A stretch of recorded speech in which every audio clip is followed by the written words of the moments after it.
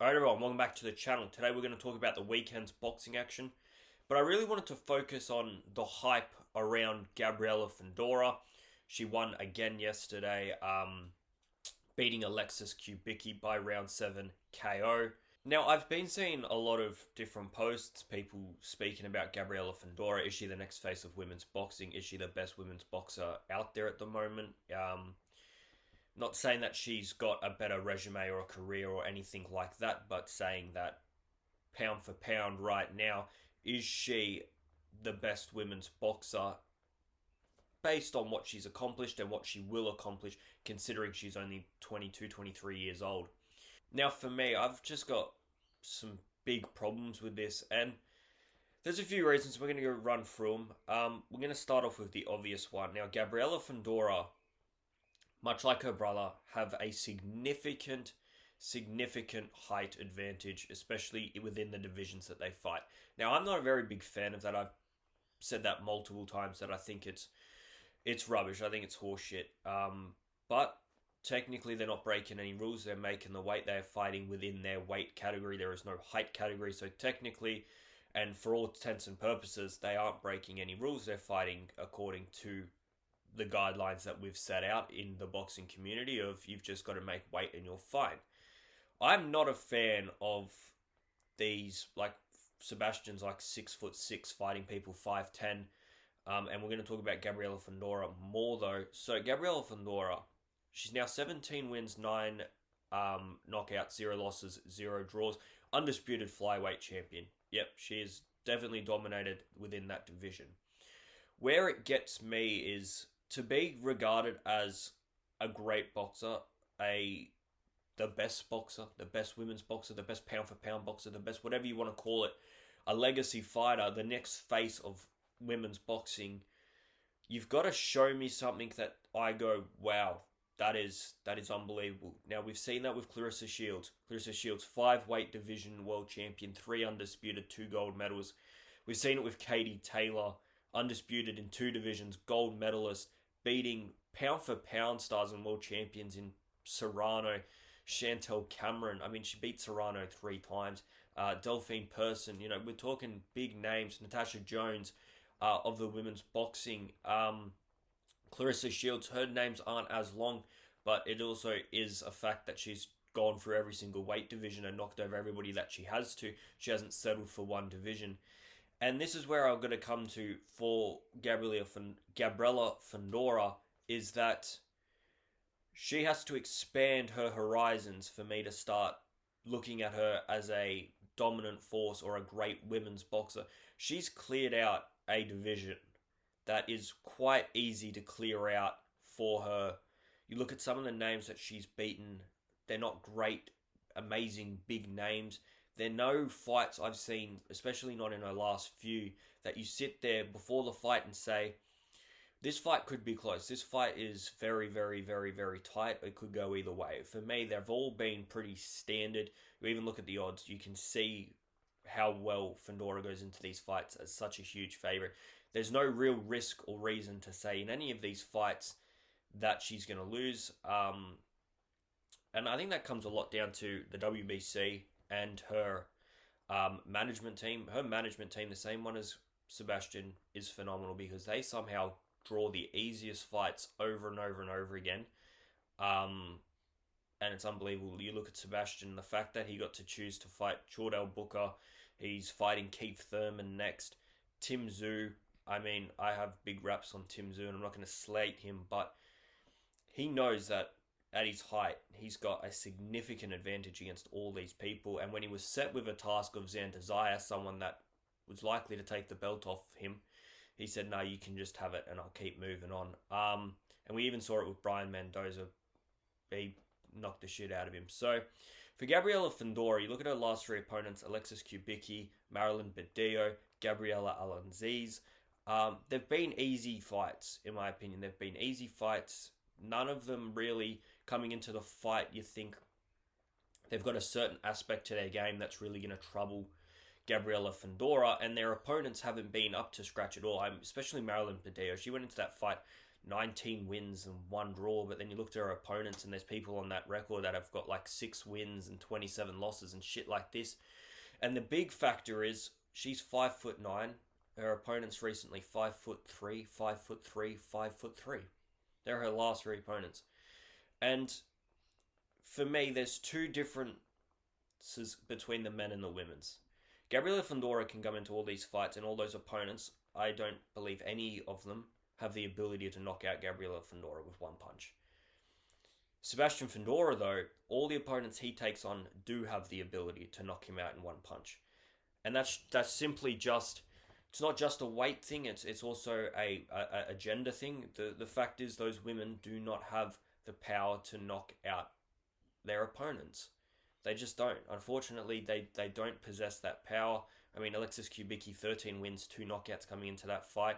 Gabriela Fundora, someone that's regarded as a knockout artist, if you will, within the women's boxing, 17-9. It's not even 17-15. It's still quite far apart, and that's the problem with someone with Gabriela Fundora's reach. Any opponent that comes up against her, their only way of victory is to get a knockout. But if none of them possess the power to knock them out, the fight is only going to go one way. And this is where I'm starting to get with Gabriela Fundora. I'm thinking, great, you flyweight undisputed, but for me, you're not a face of women's boxing. You're not a great of women's boxing, and I'm not looking at you and saying you're doing anything out of the ordinary or spectacular, taking advantage of your body, and that's about it.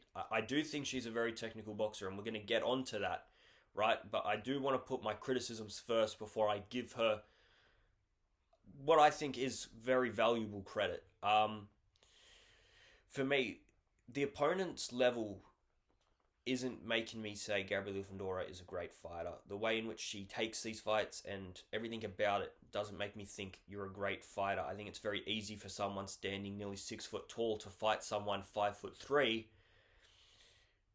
You're massive. They can't get near you. They're also women. They're not going to be able to knock you out with 1 punch. Great. You're not really doing anything spectacular, in my opinion. As far as what she can do, now this is where I'm going to give her the credit. I think she has great boxing ability. I do. I think she's a very, very good boxer, and I think she's very, very powerful boxer. I think her body allows her to go through nearly every single weight division. She could very easily, in my opinion, go from flyweight to heavyweight. Because I would assume that she's probably the same height of Clarissa Shields. I can't even remember what Clarissa Shields' height is, but it couldn't be much different. If not, Gabriela's probably taller. 5'8", Clarissa Shields. There you go. So, Gabriela Fundora is taller than the heavyweight champion right now.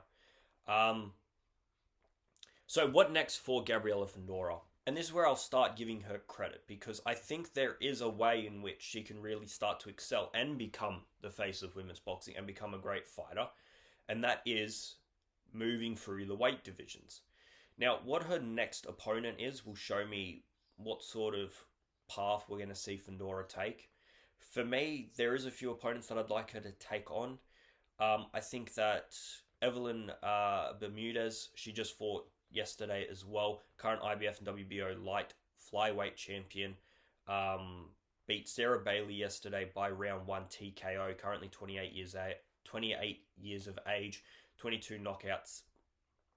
Currently 28 years of age. Currently 28 years old, 22 wins, 8 knockouts, 1 loss, 1 draw. 5 foot 5 inches. For me, that fight is possible because I think Bermudez would be happily moving up to flyweight, especially if Gabriela Fundora has no intentions of moving up weight. If she's going to stay there, I think that's a good fight. I think Bermudez has some things she can offer. She's taller, she's powerful, and she's got some belts that I think that's a good name that you can put onto the list. Another one that I think would be a good fight is if she moved up a few divisions up to bantamweight and took on Chanika Johnson. I think that's a very difficult fight. Chanika Johnson, currently undisputed bantamweight champion, recently crowned after beating Metcalf by round 9 TKO on that MVP Taylor Serrano 3 card. That's a name. That is a name, and that's not only a name, but you then become undisputed in another division. I think Shanika Johnson's a very, very good fighter, though. 18 wins, 8 knockouts. I think she'll cause Gabriela Fundora problems, but I want people causing Fundora problems. There's no point of Fundora facing people that aren't going to cause her problems. These are the fights that she needs. Now, unfortunately, I think there is some people that she will take on next. That I don't really want her to take on next, but I think this is the way in which she'll do it. I think the next opponent she'll probably take on might be Viviana Ruiz Corredo. She's the current interim WBA flyweight champion. 10 wins, 5 knockouts, 2 losses, 5'2", guys. See, this is the type of opponent I expect her and her team to get. They might make it mandatory because she's WBA flyweight. In that case, I don't really slate someone that gets a mandatory. You defend your mandatory. You're just doing what you're fucking told. That comes back onto the governing bodies and what they're up to. The other person that I actually think that would be a good fight, and it's still in her weight division, would be Angelina Lucas. 15 wins, 8 knockouts, 1 loss. Not coming by knockout. 5'5.5" IBO and WIBF Super Flyweight World Champion. But I think she's actually overall rated as the number 1 contender within flyweight. I think that's a good fight as well. A good Kazakhstan fighter, Angelina Lucas. Look, if she goes on and fights Angelina Lucas, Bermudez, Shanika Johnson, even if she moves up to super flyweight and beats whoever's champion there, I can't even think. I think it's a Japanese woman. Great. They're the fights that I want to see, and I'll start giving her credit. If she continues to fight people like Alexis Kubicki, who is still a very young fighter, a very raw fighter, someone that is not at their level and doesn't really offer much. Marilyn Badillo, I don't want to see these fights, and I'll keep slating the Fundoras and their work and what they're doing in the boxing scape because I don't think any of it's impressive, and I've said that multiple times about her brother, and I'm going to say the same thing about Gabriela. In terms of who's a better fighter, I think Gabriela is a much better fighter than Sebastian Fundora. I think Gabriela Fundora can go through all the weight divisions and really start to insert her dominance and fight very well. Sebastian Fundora, I have less hopes for. I think there's more flaws in his game, and I think within the men's sport, when everybody has knockout power, you're going to start to struggle, whereas Gabriela Fundora, there's not many hard-hitting women in the divisions that you really have to worry about. All right, guys, that is my rant on Gabriela Fundora. I do want to touch in on some of the weekend's results. There was a heap of boxing on yesterday, so let's go through it. We've spoken about Gabriela, but she did win 43 seconds into the 7th round by KO, stopping Alexis Kubicki. It was an odd fight. I thought Gabriela Fundora fought very, very well against what she had to fight. Alexis Kubicki almost did everything right until she was in the position to finish it off. The game plan was clear from Kubicki, and that was to get on the inside and go to the body. But every time she got in there, she sort of got lost, got overwhelmed, and Gabriela Fundora was able to push her off and actually land the bigger shots on the inside. So a bit more to work on for Alexis Kubicki. Look, she's still very young, 22, 23 years old, former Olympian. So we'll see what holds for the Iron Lady. But Gabriela Fundora, a very good win. The main event for that was Oscar Collazo taking on Filipino Vason. Collazo wins round 7. So he remains the unified WBO, WBA, and ring minimum weight world champion. The fight was good. The fight started off quickly. Collazo actually dropped Vason in round 1, although technically it shouldn't have counted as a knockdown, but it did. And then moving on, it was very, very, very competitive all the way through, and we're going to get to how it ended in a second, but Vason landed a very good uppercut in round 3, hurt Collazo to the body, and it was sort of that sort of momentum. It was back and forth. I think in round 7, Chris Mannix had his scorecard up, and he had it exactly even. I don't think it was even. I think Collazo was ahead, but Vason was fighting well enough to say this could go either way. They were in round 7 of 12, and then all of a sudden, Collazo does pick up momentum. He was definitely dominating the first minute of that round, but nothing that wobbled or rocked or dropped Vason or really looked to say, oh, Vason's in trouble here. The referee wasn't close to getting into the middle to say, we've had enough. That's how far away we were. And all of a sudden, Vason's corner yells in saying, we want the fight to stop. And the referee obliged, stop the fight. And that was it. And then there was a heap of confusion. I think Vason's corner, there was miscommunication. They said to stop the fight, and then somebody said, no, don't stop the fight. And they said, well, you've already said it, so it's done now. A bit like throwing in the towel. If you throw in the towel, it's gone. The fight's over. You know, whether you meant to, whether it was a mistake, whether it was miscommunication, that's it. So a weird way to end that fight, and I feel bad for Vason because I think his corner fucked him over a little bit. I thought that was very, very close, and Vason very well could have gone on to win and become a world champion. But unfortunately for him, that day was not yesterday. Collazo did fight very well, though. It is a cool division, that minimum weight. Like, these guys are tiny, and they're throwing absolutely everything into that fight. Some big bombs, some big hitting shots from both men. Who do I think would have went on to win that fight? I still think Collazo would have been too good. He really put on the pressure in that 7th round, but you just never know. Collazo started off with the same amount of pressure, and Vason was able to hurt him early with that round 3 body shot. So, swings and roundabouts, guys. It's just, you never know till you know. Tiara Brown, she defended her WBC featherweight belt for the first time, beating Emma Gongora by unanimous decision. 100 to 90, 98 to 92, 98 to 92. I think fair scorecards, 100 to 90 was stiff. I thought Emma Gongora for the first 4 rounds, she definitely won a few. Round 5, Tiara Brown woke up and she dominated the second half of that fight, no doubt about it. Emma Gongora looked good at the opening, but I think Tiara Brown lost her way, got a bit complacent.